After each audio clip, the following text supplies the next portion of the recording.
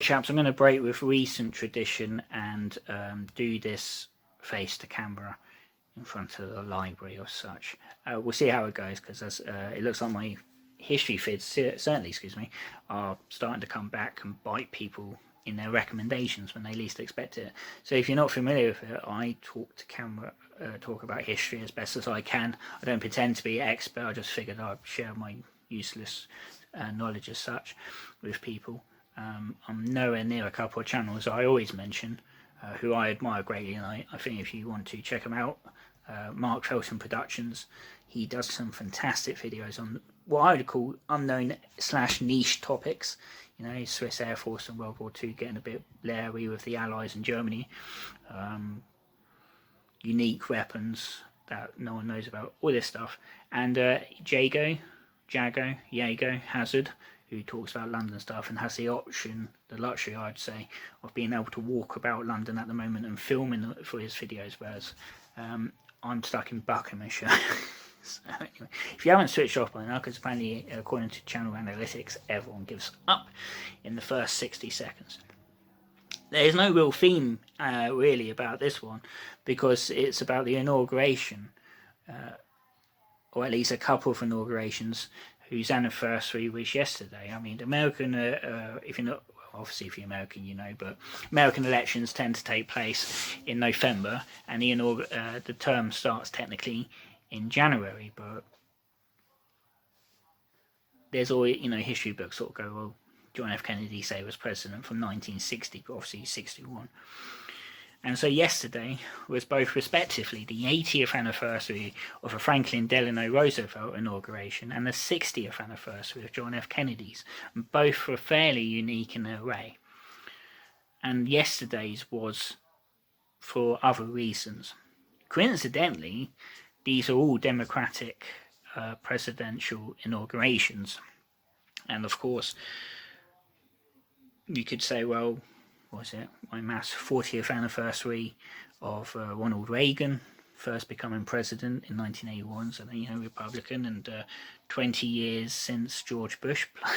Bloody hell, is it already 20 years? And all the rest of it, but I'm going to focus on a couple in not huge detail, so you're welcome to let me know otherwise. But in the terms of Franklin Roosevelt, he was becoming president for a third term, and ultimately, of course, won a fourth term in 1944, and sadly didn't live long enough to see it out. And it makes me wonder, you know, had it was if he had lived to 1948, hypothetically speaking, as health held, say, would he have sought a fifth term, or would it be a case of that I'm going to have to give up? Because I mean, if he had done 4 whole terms, he would have been president for what, 15 years. As it was, his third term was historical in itself. You know, as far as I'm aware, I mean, I know my presidential history for the most part. Nobody before had run a third term in office, and until Harry Truman took to the presidency, constitutionally, there was nothing to stop anyone else from running for a third term. If Lincoln had lived from after 1865 and reached the end of his term in what would have been 1868, would he have ran for a third term? Quite possibly.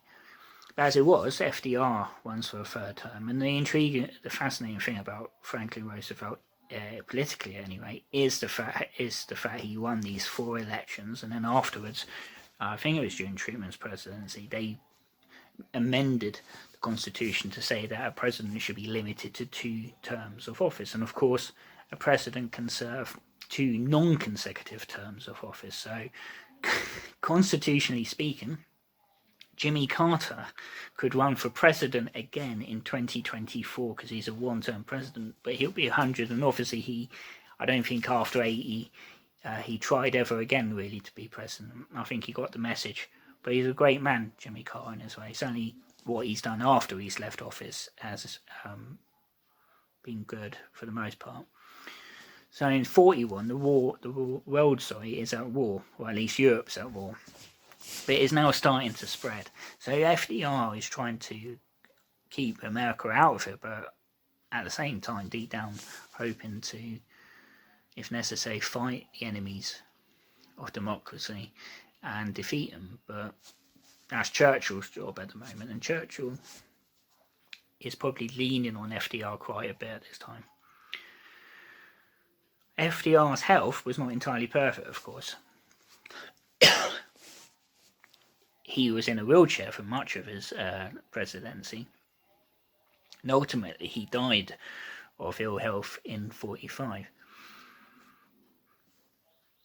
If they had left the Constitution alone, God knows where things could have been in terms of presidents running again. I'm not sure if Reagan, if he had had the option, would have tried to run again in 1988. I believe his questions over his mental health, certainly in the late 1980s during his second term, there were jokes on Saturday Night Live and other places that, he wasn't all there, and brilliant sketch of Phil Hartman as Reagan where, to the public he's, well, geez, well, whereas as soon as the cameras are off, so to speak, he's, right, we're going to do this, that, the other, he's man of action.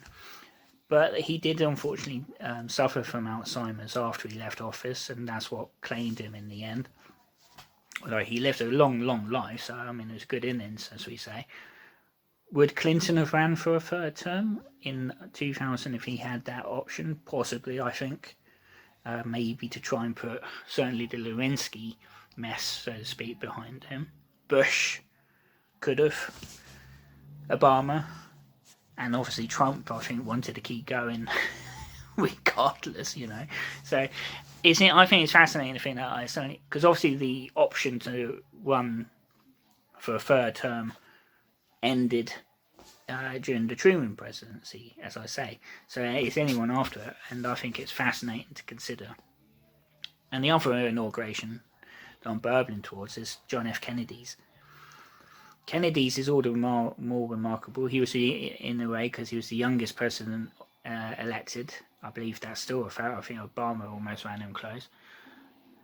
Kennedy was the first Catholic president, the first Irish American president, and also the first president born in the 20th century, dear old 1917. It's hard to imagine it would have been 100 a couple of years ago if he lived, but that's a debate for another day. And to me, I'm not American, I know, and I was born 20 odd years after this president died. But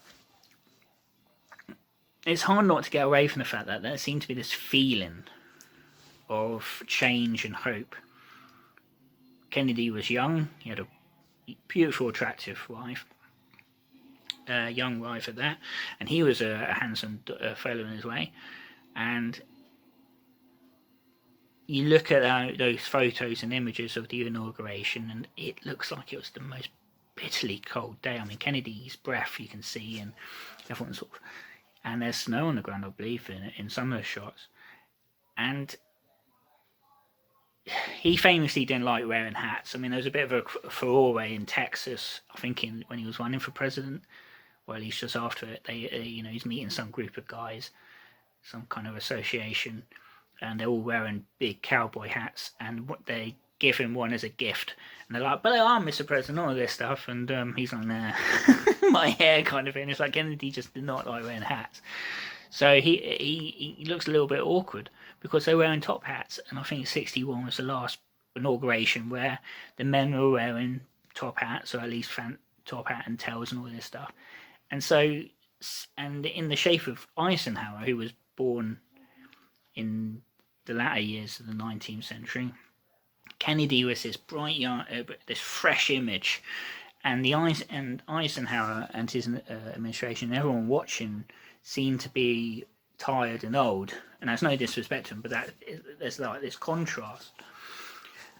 And I think Kennedy's also holds the imagination because of the manner of how his presidency ended barely 2 years after just over 2 years after he took office. And that if he had not died in Dallas in 1963, certainly would have won re-election, and the rest of it is murky. Could have been impeached, maybe even forced to resign the presidency because of scandal. The longer it goes on, you think about it, the more difficult it is to imagine, because obviously it didn't happen. But if he had lived did his 2 terms, or whatever, managed to die of old age somehow, because his health was not brilliant, then we probably would not be looking, I certainly would not be looking at the 61 inauguration like that. And I think it's incredible to look at and compare with yesterday. Yesterday must have been the first inauguration. There was purposely people not really invited to it, like the public, owing to what happened at the start of the month. The capital was effectively besieged by National Guard and army and the rest of it. You still have people singing. You, unlike 61, were felt required before the inauguration to put pictures of themselves in front of the Capitol, looking with certain ways for their Twitter and Facebook and Instagram followers. And also aesthetically, this inauguration was different because people were socially distanced and wearing face masks. The Kennedy inauguration, the Reagan inauguration, Clinton, anyone and everyone certainly did not have that. So I think we'll see where we are in 2024. 2025 actually will be, of course, the next presidential inauguration. Will Biden run for re-election aged, what are we, 81, 82? Already the oldest president, beating Trump by a few years. And that's for something else. Whether we like him or not, Biden has the option in 2024 to run again, but we've only just started this term, haven't we? So thank you for watching and listening, and take care, I suppose.